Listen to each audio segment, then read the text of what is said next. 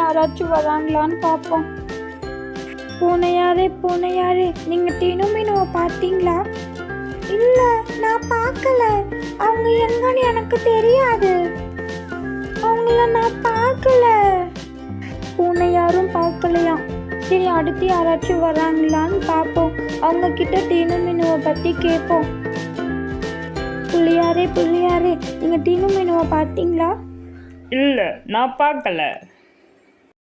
அங்க யாரோ வர மாதிரி இருக்கு. அவங்க கிட்ட கேட்போம் டீனு மீனுவை பார்த்தாங்களான்னு. குரங்கு மாமா, நீங்க டீனு மீனுவை பார்த்தீங்களா?